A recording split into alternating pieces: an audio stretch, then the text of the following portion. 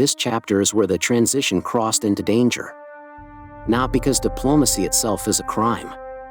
Not because every contact with a foreign government is scandalous. But because, after Russia was sanctioned for attacking the 2016 election, the incoming national security advisor spoke with the Russian ambassador about those sanctions, and then lied about it. That is what made this chapter explosive. The timeline matters. First, Russia attacks the election. Then the United States responds. Then, in the tense space between administrations, Michael Flynn speaks with Russian Ambassador Sergey Kislyak. Then the public is given one story. Then investigators hear another.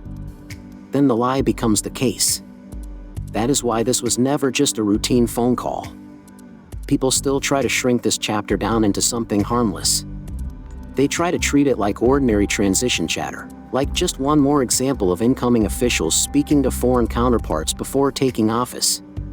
But that framing hides the real stakes. This call did not happen in peacetime political comfort. It happened after the outgoing administration had just imposed sanctions on Russia for interfering in the American election.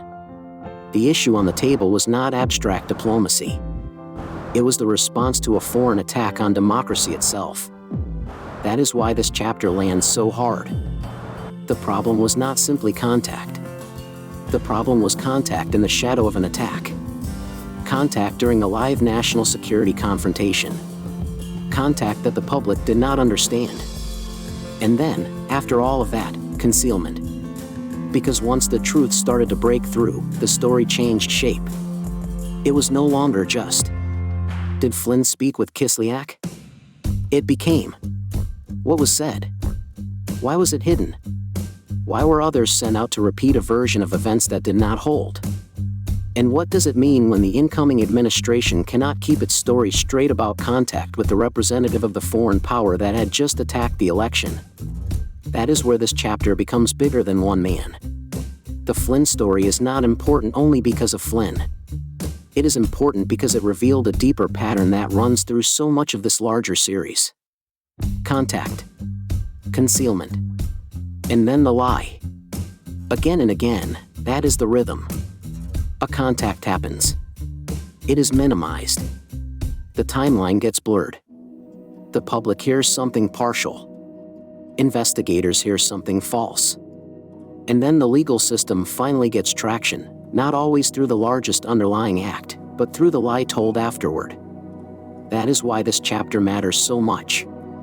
People love to use phrases like process crime to make this all sound small. To make false statements sound technical, secondary, almost unimportant. But in a counterintelligence story, the lie is not small. When the subject is undisclosed contact with the representative of the foreign power that just attacked your election, the lie is not some side issue. The lie is one of the clearest signs that the truth was considered dangerous. And once that happens, the damage spreads far beyond the room where the call took place. Because then the White House is damaged. Its credibility is damaged. Its ability to reassure the public is damaged. Officials who repeated an inaccurate version of events are damaged. And the transition itself stops looking like a clean handoff of power and starts looking like a zone of hidden exposure. That is the real force of this chapter. It is not loud in the way some other chapters are loud. There is no glittering tower deal here. No dramatic I love it email. No giant theatrical reveal.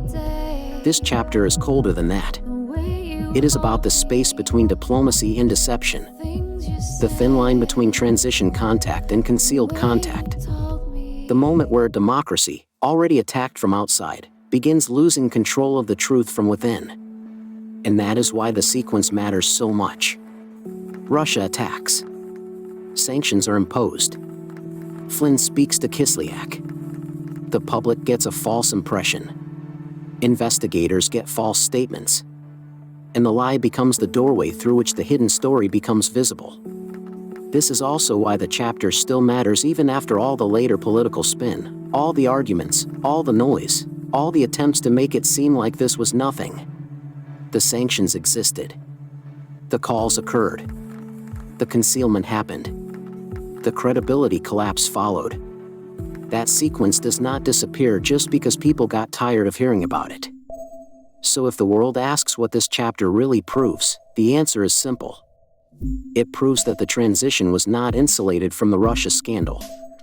It proves that one of the most sensitive foreign policy issues in the country was touched by hidden contact.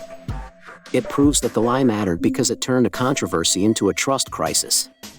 And it proves, again, that in this story the truth was often not surrendered all at once. It had to be dragged back into the light. That is how the transition crossed into danger. And the next chapter pushes into a different but connected question. What happens after hacked information enters American politics? Who starts circling it? Who tries to profit from it? And what do they do when Congress starts asking questions? That is where the story goes next.